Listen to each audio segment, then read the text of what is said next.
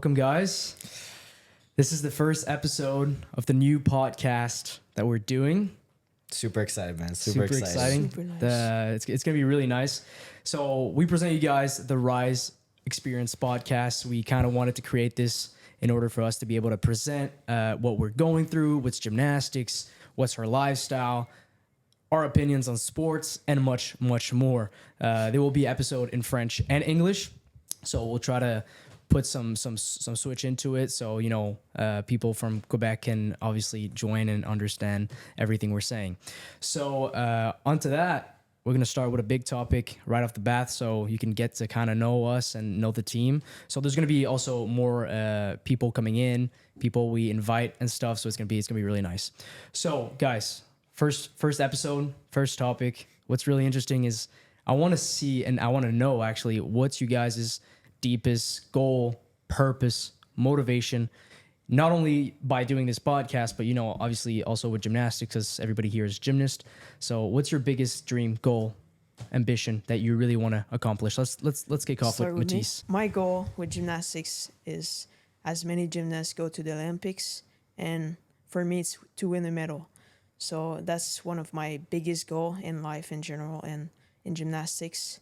And with this podcast, the goal is to promote gymnastics, because I think, in my opinion, the sport is not as much like known as many other sports like hockey, soccer, for example. So the goal with this podcast is really to promote it and get it known. Yeah, I gotta agree with you, Matisse. Gymnastics is ridiculously underrated for how cool of a sport it is. Yo, you agree with me, Dulcie? Yeah, 100%. We all know that. I feel like that's right? also one of the motivations that we all feel for starting this podcast. I feel like we all want to bring traction to the sport of gymnastics, and we want to build something and build a bigger community to have behind us. So I feel like that's like kind of a collective goal amongst the podcast, one which I share in. On a personal level, though, like my goal in gymnastics specifically is, I want to leave a name behind. I want to be remembered. And whether that includes winning medals, having a skill named after me, being part of teams that help qualify us for the Olympics. Speaking of which, we have World Championships coming up, and absolutely, I am a member of that team, and so is Felix. So that's kind of the goal for me. I want to leave a legacy, and I want to build something that I can leave behind.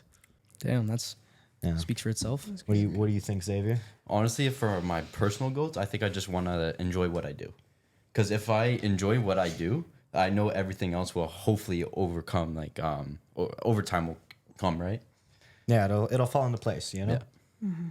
Right. All right. These are great answers, boys. So what about you, Felix? What are your big goals for this podcast, and the personal you got coming up? I'm not so much different than you guys regarding that. Obviously, talking about the podcast to begin with, like obviously I wanted to do this podcast with you guys, and especially like Matisse said, I think to get gymnastics out there, right? Because gymnastics is such a beautiful sport, extremely underrated, as we all know.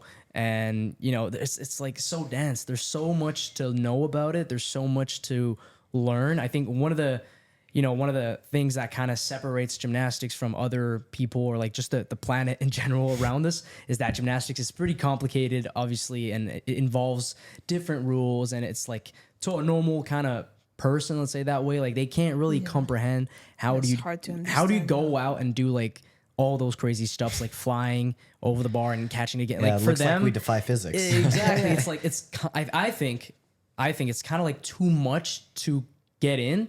So it's like they're like, what's that nonsense? Kind of like an overload. They can't really relate, Yeah. right? And it's like when you can't relate in something about life, like you don't really attach yourself that much. That's what I feel like. Yeah. But yeah, so obviously, doing this podcast is to not only, getting gymnastics out there, but also like being able to have a platform for us to speak, to just share. Because I think we're like all guys who just, train every day, have a lot of knowledge, have a lot of experience, traveling the world. Yeah. So I think it's a really great opportunity to kind of do that and just have a good time. Well, like one of our major goals was to educate people and share our experiences and you know, we're all professional athletes, so we do bring a fair amount to the table that can actually Exactly. benefit people. So Exactly. Yeah. that's you know, another one of the major goals, other than, well, it'll bring traction to the sport Yeah. regardless, but it's also to pass along our general athletic knowledge as well. Yeah. Exactly.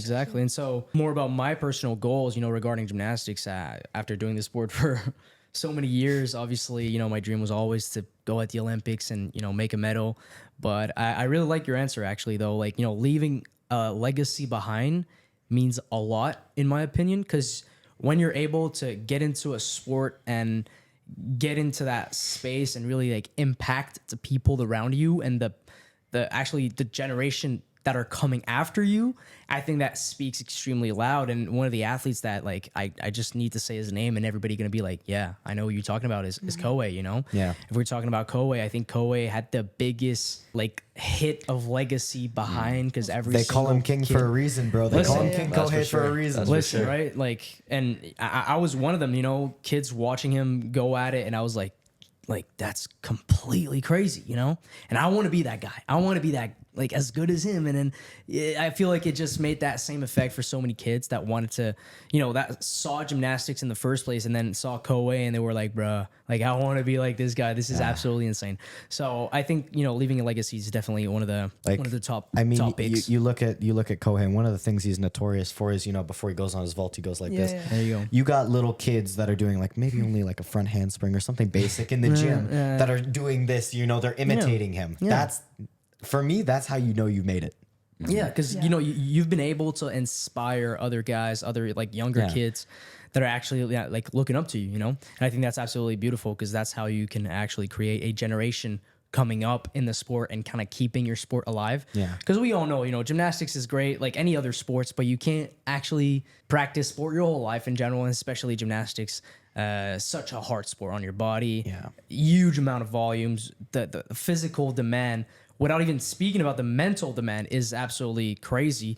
So, you know, you can't have your career running until, I mean, I can't say you can't, but I'm saying like it's pretty tough and rough. And General rule of thumb, yeah. there is a time frame. there is a time frame. Let's say it that way. So, you know, being able to, for everybody, it's a push little this next different, generation. but everybody does Yeah. have a time frame in the sport. There you go. There you go. All right. So what do you guys want to follow up with? You know, I feel like with World Championships coming up, you know, and Good. we are in a high pressure scenario because we haven't qualified a team for the Olympics. I think, you know, we talk a little bit about how to deal with the pressure and the anxiety that me and you are probably facing right now as we lead up to World Championships. No, definitely. I mean, like, let's be honest here. Like, the team has tried to qualify in the past for the Olympics at Worlds, such as we're about to do, and I remember like last time it was actually the year prior to the Olympics. I wasn't part of the team. I was too young at that time, right, to be on the team. Yeah. But I remember myself feeling really anxious for the team leaving, and I was not even on the team, right? I was like just looking at them training, looking at them prepping, Like- and then knowing that like I was here in Canada in my room, and I was like, damn, the guys are competing right now, like, and I could feel like my heart rate like boom, boom, boom, boom. Your you know? hopes and dreams are on their Yeah. backs. I feel Yeah, there you go. that's That was exactly how I kind of, feel yeah, right now. obviously, like that's one of the reason why I was pretty stressed out because there was also kind of my ticket to go, and that's all before the COVID Yeah. stuff and everything, right? But that was kind of also my ticket to go to the Olympics. And so, you know, now being in that position where we are in the team, we are the guys that are going to make this happen or not is obviously a big deal for everybody in the team, I think. But at the same time, a competition is a competition. And I've done thousands of them. Okay.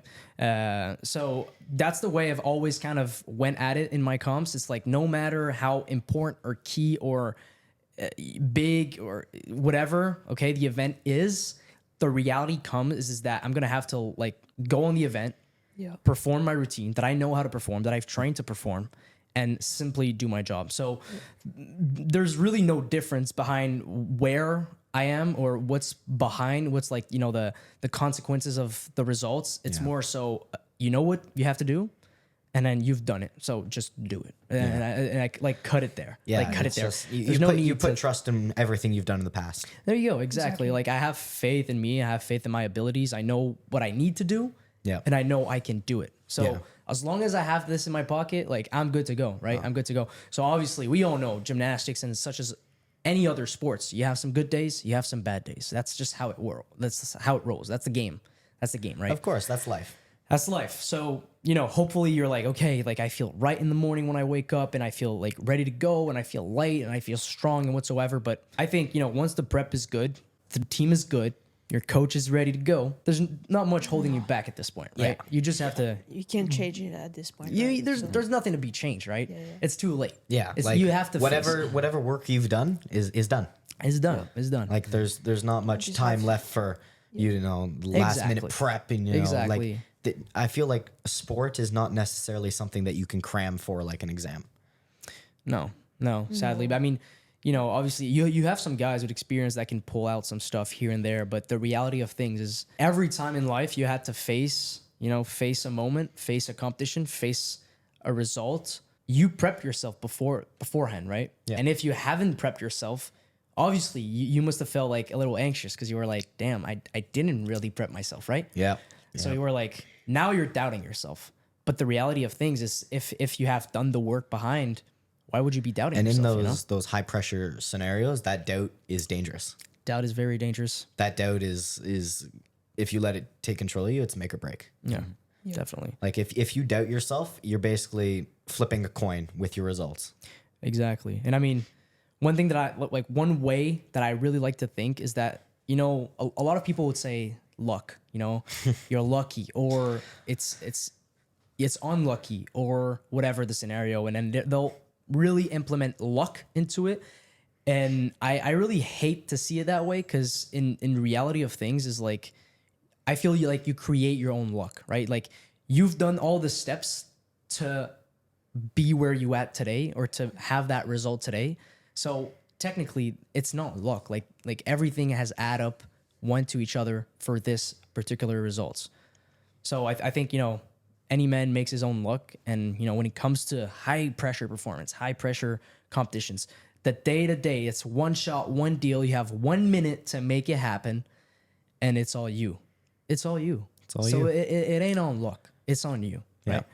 You make your own luck. But I would be pretty interesting to see how you two guys that are not like on the team, but, obviously striving to compete in those big competitions, see that like event coming up and all. I'm very curious to see how you guys are feeling anxious for us. Of You know, course. Yeah. it's not like you guys are striving to be on these teams one day, and it's gonna be very interesting to see how you feel about us competing essentially for you, Yeah. because we're here representing our country, our federation, all the gymnasts in Canada. So it's gonna be very interesting to hear.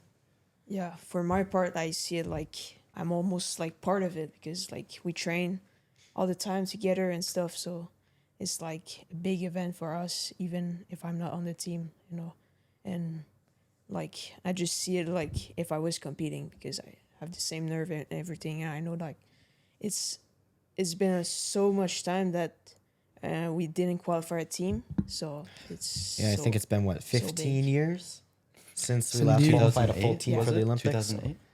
Yeah, Yep. so it's no, it's huge. been a while since we've done it. Yeah. I mean, we weren't even around, No. right? Yo, 2008 was when we last qualified a full I team. think so. Man, I was 5 years old. Dulcie was 6, Matisse was 5, Xavier was was 3. Like For, we were like just taking our first. I think most of us were just taking like our very very first steps in the sport. yeah.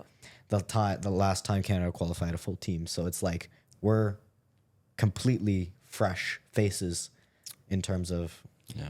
Yeah. bringing Canada to the Olympics in terms of Yeah. gymnastics. Yeah. No, definitely. Obviously, it's a big step, and it might look like it's a big deal, but at the same time, like, I've seen our team work. I've seen other countries. I've been to all pretty much of those international competitions now, so like I can sit back and really look at what we have right now and say like, I'm feeling confident going out there and putting it all out on the table and being like, yo, that's our all in performance. And that's the best we can give you. And I think if we can pull this out, we can pull it out, no problem, no doubt. But the reality of things is that I feel like also this year, there's a lot of other countries that are kind of in the same situation where it's been a long time since they qualified. They've had that really harsh feeling for years, like we did, that they really want now. Like they're hungry. That's what I'm saying. They're really hungry to make it happen. They're starving for it, just like we do. And so they're putting everything out there to make it in the next month. Yep. Or in the 2 weeks that we're looking ahead, just we like just us. have You to be can more see how hungry hungry you are because on our world's team you're carrying a pommel specialist, me, just to bring up that pommel score. Yeah. That's how desperately we want to qualify. Yeah. We're giving ourselves the maximum potential to do it. Maximum potential. That's the best way to put it. So it's just about being, really confident about ourselves and putting it out there. I think It's about being on our game on the day. On behalf of the Rise Experience team, I want to thank you for listening and for all of your support. If you enjoyed listening, consider subscribing and following our socials so that you never miss what's coming up next.